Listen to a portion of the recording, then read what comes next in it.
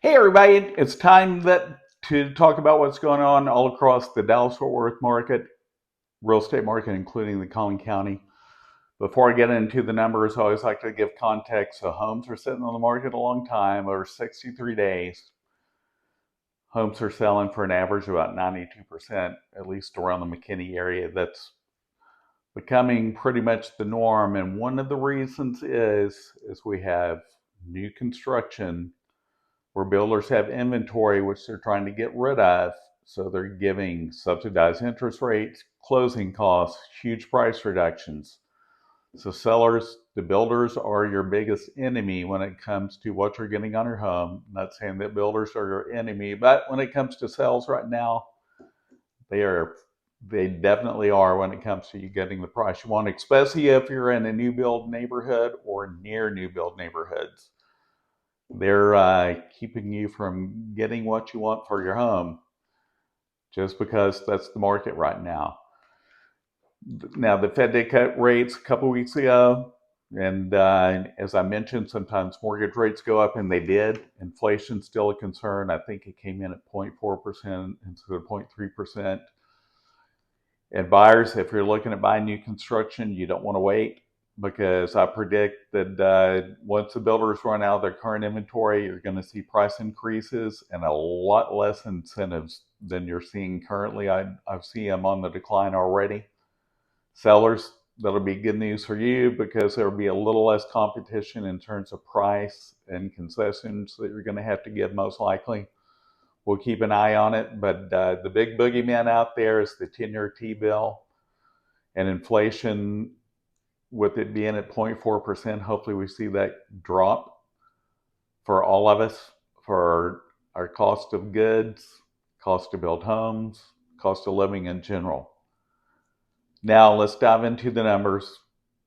Yeah, all across Dallas-Fort Worth, last 7 days, there were 7,184 new listings. That's down 175 from the week before. 1,122 homes went back on the market, down 22 from the prior week. 817 homeowners increased the price of their homes. That's down 322 from the week before. That's a good thing. More sellers got the memo. But here's the big number. Even though it's dropped from last week, there were 10,327 homeowners that reduced the price of their home. Now that's down 545 from the week before, but that is still 3,200 more listings almost price reduced than hit the market. So that's who you're competing with, all you new sellers that just hit the market. And buyers, you have lots of inventory to choose from. You can be picky. Sellers, the back on the market number is where it is because buyers have lots of choices. So I suggest you may want to get a pre-listing inspection, get repairs done. If you do so, then you're not required to have a licensed person make the repairs. I always suggest it. But you can get your handyman to do a lot of the things that once you're under contract on the market, you have no choice but to hire a licensed person. Just a suggestion. There are 1,525 homes that went under contract. That's up 30 from the week before. And look at this number, 4,867 homes closed. That's up 550 from the week before. Not a big surprise in September. A lot of people went under contract to be in their new school district, so we'll see a big pop in late September. So when I bought my house 27 years ago, there are 732 homes that expired off the MLS. That's down 74 from the week before. 2,877 homeowners canceled their listings. That's up 175 from the week before. And I always want to emphasize this. Sellers, don't get upset with your agent. The market is slow. You have to price it. The agent has the numbers. Your friends don't have it. Zillow doesn't have it. Redfin doesn't have it. Don't listen to your friends. Listen to your agent or people in the business. We have the data. We're a non-disclosure state. Listen to the agent when he shows you the numbers. They're not being mean. They're showing you what the market is. You don't set the price, nor does the agent set the price the home's going to sell for. The market does always. And in this market, the buyers have a lot of leverage. It's not a buyer's market yet. We still have 4.3 months of inventory. Once we hit 6, it's a balanced market. And it's all bets are off for sellers, not in terms of getting over list price. There are some occasional times where that might happen. Very unique situation. Maybe somebody moving from out of state. Maybe you get full price. Be happy. Now let's talk about the Collin County area. Last 7 days are from homes we new to the market have been sold. There are 1,227. That's up 125 from the week before. In all Collin County, 489 new listings or price changes, 188 went under contract, 190 went pending, and 410 that sold. Allen, 27 new homes hit the market at a price change, 21 under contract, 6 went pending, and 27 that sold. Lavon, 15 new homes hit the market at a price change, 1 went under contract, 18 went pending, and 16 that sold. And usual this week, nothing happened in Parker.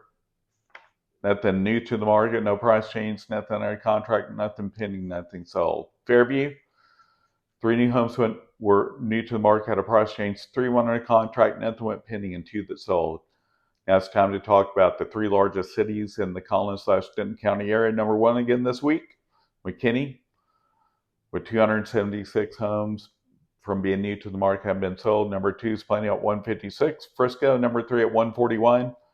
Plano, 61 new homes at the market at a price change, 46 went under contract, 8 went pending, and 41 that sold. Frisco, 61 new homes at the market at a price change, 28 went under contract, 10 went pending, and 42 that sold.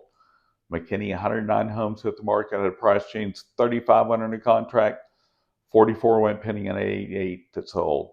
Farmersville, 12 new homes at the market at a price change, 1 went under contract, 11 went pending, and 3 that sold. I meant to mention this when I talked about Lavon. I met a new builder out there last week. I'm going to go out there and take some videos because they have some really unique plans out there that I think are kind of cool. The unfortunate thing about the subdivision they're in, there are some PID taxes, but overall it's pretty affordable out there. So look for that maybe next week because I'm doing some more videos this week that'll be aimed at veterans. After that, it will be about people that are part of the Great Tsunami like myself, baby boomers born from 45 to 64. So look for that too. Waterway Quality, 21 new homes at the market at a price change, 12 under contract, 3 went pending, and 11 that sold. Princeton, always caution about there. Infrastructure needs work. Lots of PIDs, lots of muds out there. 46 new homes at the market at a price change, 8 went under contract, 50 went pending, 54 that sold. So that's also where the unnamed builder I mentioned is building homes less than 700 square feet with no garages, priced around $160K. It's a lot of money for very little that you're getting. Might as well buy a condo in my opinion there. But rent's over there. Melissa, for all you Buc-ee's lovers, 14 new homes at the market at a price change, 4 went under contract, none went pending, and 5 that sold. Anna, for the city north in Collin County, up 75, 36 new homes at the market at a price change, 4 went under contract, 3 went pending, and 10 that sold. Last but not least, Van Alstyne, right there on the Collin Grayson line, 8 new homes at the market at a price change, 3 went under contract, 7 went pending, and 11 that sold. I'd like to mention Van Alstyne because TI is about to wrap up the first $5 billion part of the project. From what I understand, I think it's going to be $10 billion now. And there's a huge, I think it's $7 billion, it could be $70 billion housing project. I don't remember the exact numbers, but it's in the billions that are going to build a lot of homes in the Sherman-Denison area, all along the Texas side of Lake Texoma and also to the north. So that place is going to blow up. Investors or people moving from out of state. If you're in tech, especially in chips, that's going to be a good place to live or a good place to invest because you're going to have high-income tech workers moving there from all over the country. If you have questions about anything going on in your neighborhood, if you're relocating to the Dallas-Fort Worth from across the country or across the state, I've lived in Dallas since I was 2. So I mentioned I'm a baby boomer, so I've been here a very long time. Feel free to reach out to me. All my contact information is at the end of this video. Be sure you like, share, and subscribe. Tell your friends, tell your enemies too. My dog Augustus would really love you for that. See you next week.